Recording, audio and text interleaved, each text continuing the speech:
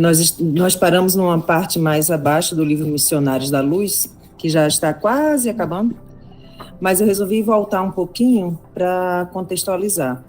E nós estamos numa parte em que aquele espírito que estava mais desajustado não queria ser doutrinado, digamos assim, vamos colocar bem entre aspas, doutrinação, né? E começa aqui.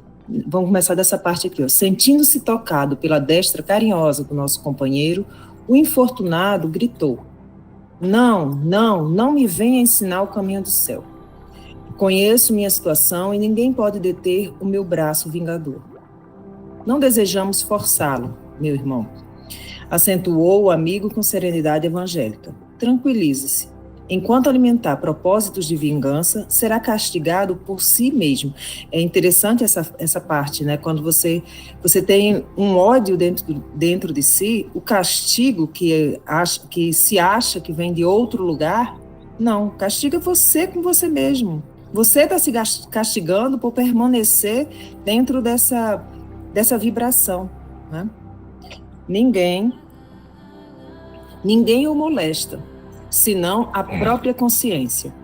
As algemas que o prendem à inquietude e à dor foram fabricadas pelas suas próprias mãos. Nunca, bradou o desaventurado, nunca. E ela? Fez acompanhar a pergunta de horrível expressão e continuou. O Senhor que prega virtude justifica a escravidão de homens livres? Acredita no direito de construir senzalas para humilhar os filhos do mesmo Deus? Esta mulher foi perversa para todos nós. Além do meu esforço vingador, vibram de ódio outros corações, que não a deixam descansar. Persegui-la-emos onde for. Esboçou um gesto sinistro e prosseguiu. Por simples capricho, ela vendeu minha esposa e meus filhos. Não é justo que sofra até que nos restitua? Será crível que Jesus, o Salvador por excelência, aplaudisse o cativeiro? O nosso intérprete, muito calmo, obtemperou. O mestre não aprovaria a escravidão. Contudo, meu amigo, recomendou-nos o perdão recíproco, sem a qual nunca nos desvencilharemos do cipoal de nossas faltas. Qual de nós, antigos hóspedes da carne, conseguirá exibir um passado sem crimes? Neste momento, seus olhos revelaram a culpa de uma irmã infeliz. Seus olhos revelam a culpa de uma irmã infeliz. Sua alma, entretanto, meu irmão, permanece desvairada pelo furacão da revolta. Sua memória está consequentemente desequilibrada e ainda não pode reapossar-se das lembranças totais que lhe dizem respeito. Não lhe sendo possível recordar o pretérito com exatidão, não seria mais razoável esperar, em seu caso, pelo justo juiz? Como julgar e executar alguém pelas próprias mãos, se ainda não pode avaliar a extensão dos seus próprios débitos? O revoltado parecia chocar-se ante os argumentos ouvidos, mas longe de capitular em sua posição de perseguidor, respondeu asperamente. Para mim, os mais fracos, suas observações serão... Não, para mim, não tem para mim não. É para os mais fracos, suas observações serão valiosas. Não para mim, porém, que conheço a sutileza dos pregadores de sua esfera. Não abandonarei meus propósitos. Minha situação não se resolverá com simples palavras. Nosso companheiro, compreendendo o endurecimento do antagonista e apiedando-se-lhe da ignorância, continuou em tom fraterno. Não se trata de sutilezas, e sim de bom senso. Aliás, não desejo retirar-lhe as razões de natureza individualista, mesmo que vigorosos laços unam-lhe a influenciação à mente da vítima. Entretanto, Apelo pelos sentimentos nobres que ainda vibram em seu coração, fazendo-lhe reconhecer que, sem as desculpas recíprocas, não liquidaremos nossos débitos. Em geral, o credor exigente é cego para com os próprios compromissos.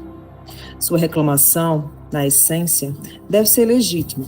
No entanto, é estranhável o seu processo de cobrança, no qual não descubro qualquer vantagem, visto que suas atividades de vingador, além de aprofundar suas chagas íntimas, tornam-no antipático aos olhos de todos os companheiros.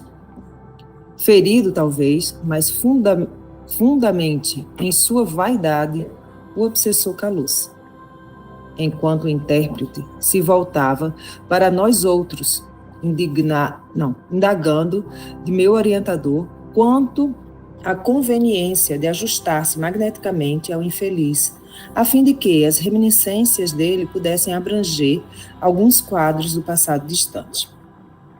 Alexandre, todavia, considerou: não seria oportuno dilatar-lhe as lembranças. Não conseguiria compreender. Antes de maior auxílio ao seu entendimento, é necessário que sofra. Aproveitando a pausa mais longa que se fizera entre todos, observei detidamente a pobre obsidiada. Cercada de entidades agressivas, seu corpo tornava-se como que a habitação de perseguidor mais cruel. Ele ocupava-lhe o organismo desde o crânio até os pés, impondo-lhe tremendas reações em todos os centros de energia celular. Fios tenuíssimos, mas vigorosos, uniam-nos ambos, e ao passo que o obsessor nos apresentava um quadro psicológico de satânica lucidez, a desventurada mulher mostrava aos colaboradores encarnados a imagem oposta, revelando angústia e inconsciência. Salve-me do demônio, gritava sem cessar, comovendo os companheiros em torno da mesa humilde. Oh, meu Deus, quando terminará meu suplício? Os olhos desmensuradamente abertos, como a fixar os inimigos invisíveis à observação comum, bradava angustiosamente após ligeiros instantes de silêncio. Chegaram todos do inferno. Estão aqui. Ai, ai, seus gemidos semelhavam-se a longos silvos estertorosos. Deixa eu só ver se aqui tá. Não, tá tudo certo. Atendendo-me à expectação, esclareceu o instrutor. Esta jovem senhora apresenta dolorosos casos de possessão. Desde a infância, era perseguida pelos adversários tenazes de outro tempo. Pode falar.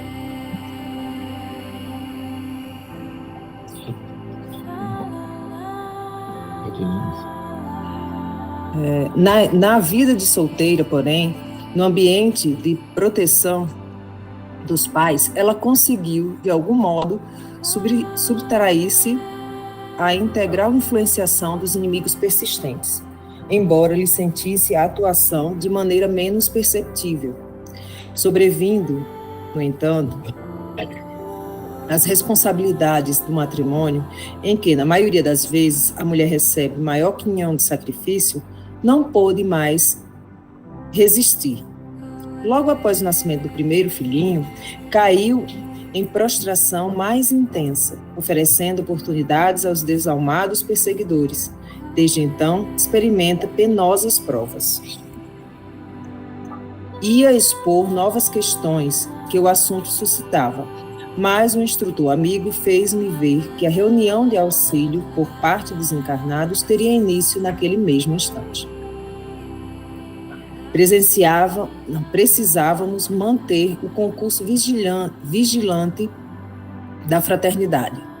Observei, agradavelmente surpreendido, as emissões magnéticas dos que se reuniam ali, em tarefa de socorro, movidos pelo mais santo impulso de caridade redentora. nossos técnicos em cooperação valiam-se do fluxo abundante de forças benéficas, improvisando admiráveis recursos de assistência, não só aos obsidiados, mas também aos infelizes perseguidores. É interessante quando ele fala dessa parte, né, dos mentores, né, que estão sempre aumentando, influenciando para que as energias magnéticas possam suprir as necessidades daquele ambiente lá que estava com a vibração diferente, né? Eu fico pensando que nas nossas reuniões aqui, todas as manhãs, esses grupos de mentores que estão sempre junto a cada um de nós, tem os mentores das casas, tem os mentores individuais, tem os mentores desse trabalho em si, o quanto de energia magnética está circundando todos nós, para que na hora da doação em si, que todos nós fazemos, seja uma coisa, eu fico imaginando que seja uma coisa assim muito bonita, né? Que a gente, pelo menos eu não consigo ver, mas a gente consegue sentir, né, essa vibração mais amorosa. Pode falar, quem levantou a mão. Eu só queria comentar essa frase aqui que eu achei muito interessante, olha só. Não só os obsidiados, mas também aos infelizes perseguidores. Que é interessante, porque quando a gente fala de obsessão, a gente sempre pensa em um, mas não é um, é uma coletividade. Isso aí torna-se, como é difícil da pessoa se desvencilhar desses obsessores, que as pessoas às vezes pensam que é uma coisa simples. Não, é muito complexo. Existe, sabe, uma dedicação muito forte dessa pessoa que tá sofrendo as consequências, porque tem os outros. Os outros também são cheios de defeitos, entende? Cheio de negatividade que influencia essa pessoa. Então, não é aquela coisa como estalar de dedos. Estalar de dedos, ele foi embora, não. E aí tem o hábito daqueles espíritos irem para o lar da pessoa, frequentar o mesmo lugar que ele frequenta, sabe? Não é fácil, não. É só isso que eu queria falar.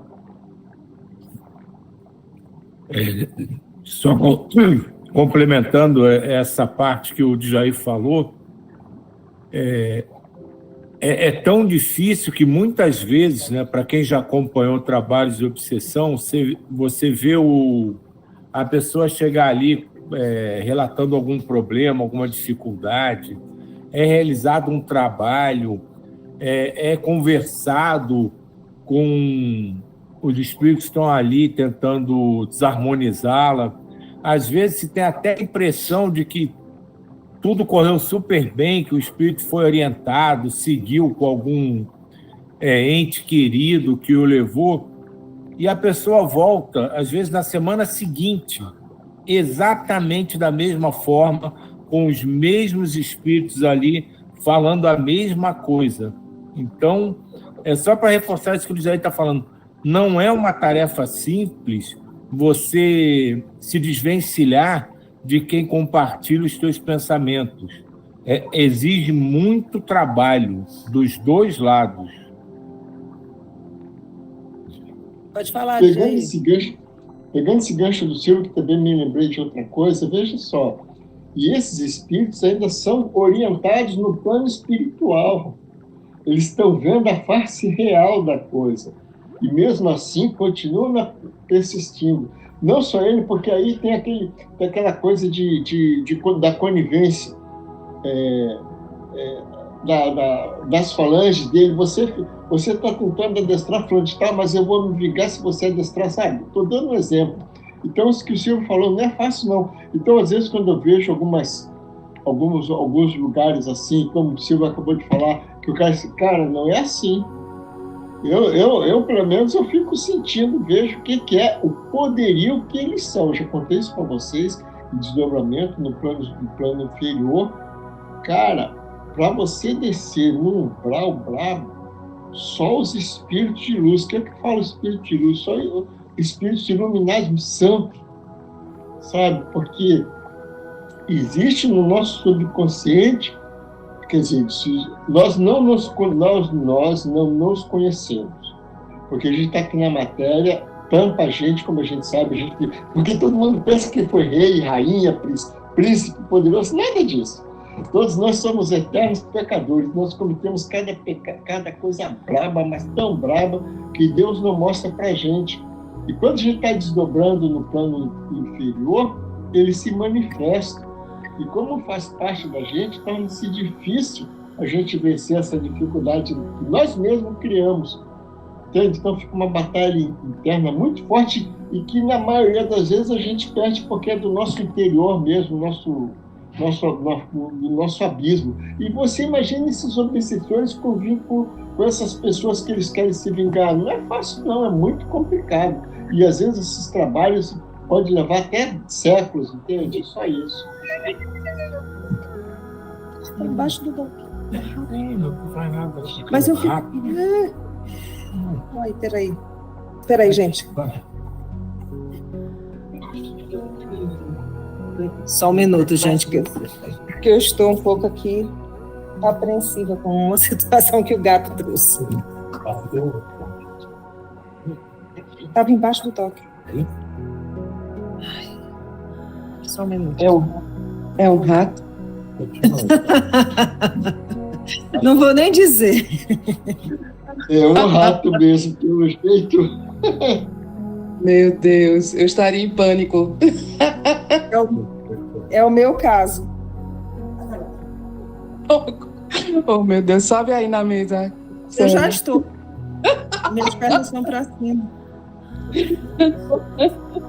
Vou continuar aqui. Vamos lá. De todos os enfermos psíquicos, somente a jovem resoluta a que nos referimos conseguia aproveitar nosso auxílio. Ai, Jesus, peraí.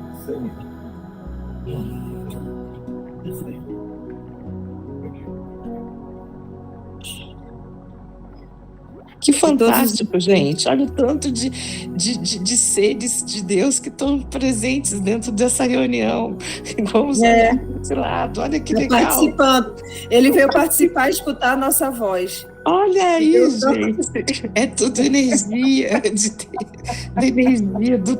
Olha que lindo. Ui. Eu também estaria comendo, mas vale a pena.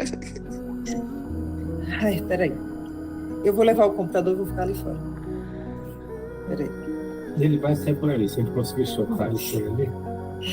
De todos os enfermos psíquicos, eu estou me concentrando. Somente a jovem resoluta a que nos referimos conseguia aproveitar nosso auxílio 100%. Identificava-lhe o valoroso esforço para reagir contra o assédio perigoso, dos perigosos elementos que o cercavam. Envolvida na corrente de nossas vibrações fraternas, recuperara... Tá perto de mim? Oh, Jesus, peraí. Envolvida... Desculpa, pessoal. Eu estou desconcentrada, desculpa. Envolvida na corrente de nossas vibrações fraternas, recuperara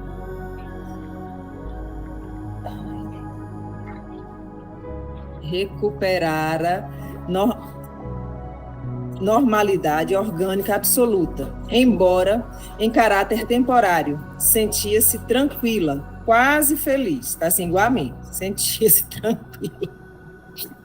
Apesar de manter-se em trabalho ativo, Alexandre chamou-me a atenção, assinalando o fato. Esta irmã, disse o orientador, permanece, de fato, no caminho da cura.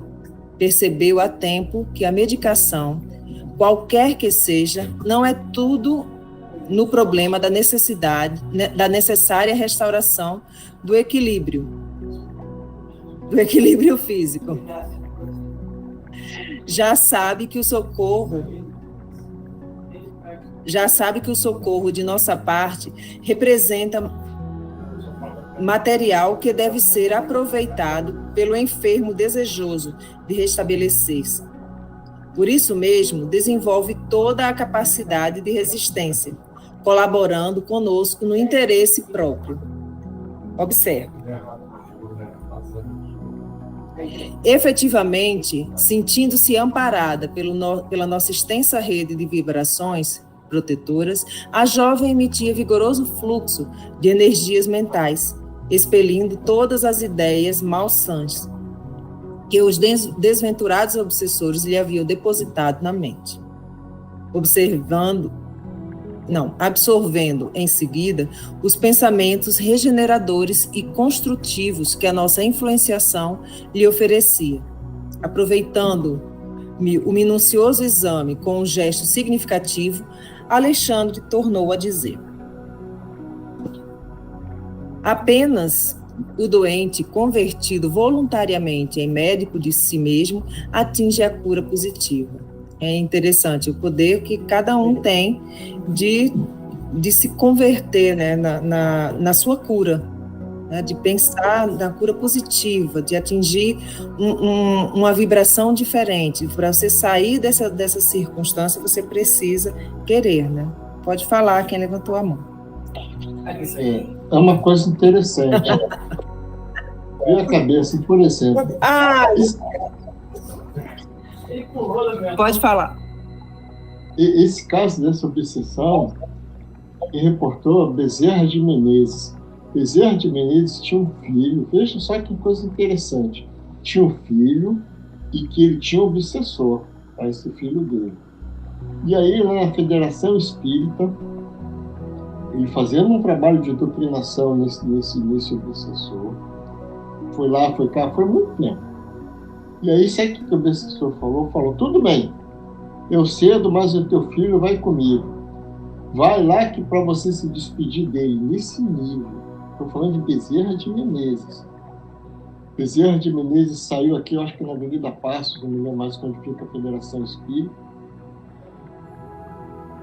Pegou o bonde, que naquela época era bonde, correu, chegou na casa dele na Tijuca, a esposa dele falou, corre lá que nosso filho está assim, assim, assado. Ele foi, o tempo dele ver o filho dele, se despedir dele, o obsessor levou. Isso tudo é para a gente ver como esses vínculos é muito forte. A gente está falando de Bezerra de Menezes, o espírito que é, e teve que passar por tudo isso, entendeu? Só isso que eu queria falar. Continuar aqui.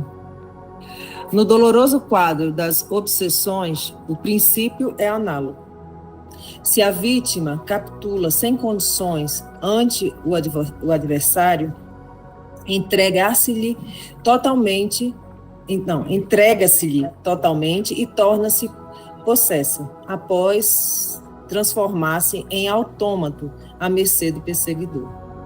Se possui vontade frágil e indecisa, habitua-se à persistente atuação dos verdugos e vicia-se no círculo das irregularidades de muito difícil corrigenda, porquanto se converte aos poucos em polos de vigorosa atração mental aos próprios algozes. É isso que estava se falando. Em tais casos, nossas atividades de assistência estão quase circunscritas a meros trabalhos de socorro, objetivando resultados longínquos. Quando encontramos, porém, um enfermo interessado na própria cura. Quando encontramos, porém, o enfermo interessado na própria cura, valendo-se de nossos recursos para aplicá-los à edificação interna, então podemos prever triunfos imediatos. Calando-se.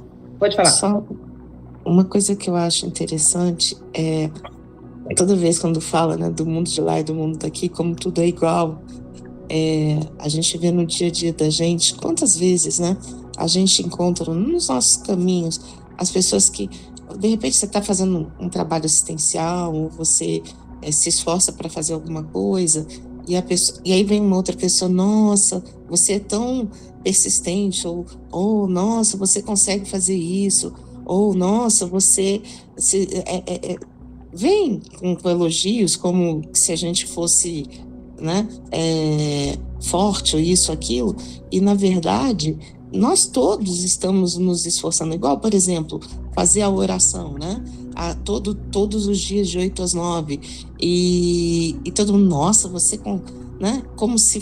E coloca isso, mas aí você não vê a força de vontade da pessoa de querer fazer, né? De querer sair daquela situação. Quando a gente fala, nossa, como é bom fazer a oração toda manhã de 8 às 9, como é bom isso, como isso é salutar, como isso faz bem para mim, tudo bem, eu tô me entregando e tudo, mas como isso tem um retorno tão bom. E aí as pessoas falam, nossa, que bom, você é persistente, né? Você é isso, aquilo. Isso no decorrer da vida da gente em várias situações. E as pessoas não se esforçam, elas não querem. Elas olham, elogiam, falam assim, nossa, como eu queria, mas não vão à frente. E aí você vira e fala assim, mas você não pode fazer nada porque a pessoa não quer mudar, a pessoa não quer nem tentar. É triste, né? É verdade. Fala, Jay. Poxa, pegando esse gancho que a Diva falou, por isso que eu me identifico com esse grupo. Todos nós aqui somos voluntários. Por isso que eu bati naquela tecla, na parte das meditações, nós já temos esse vínculo. Essa coisa é uma realização do nosso coração, realização nossa. Como a gente se sente bem, por isso que a gente vem. Então a gente se identifica com esse grupo, que são grupos franciscanos, marianos e tudo mais, a gente sabe disso. Então, quer dizer, algumas coisas que a gente às vezes quer aplicar para algumas pessoas não se aplicam, porque é a nossa vida, é a nossa forma de viver, entendeu? Como eu estou repetindo, é a nossa maneira. Então, outro detalhe aqui que eu quis falar aqui,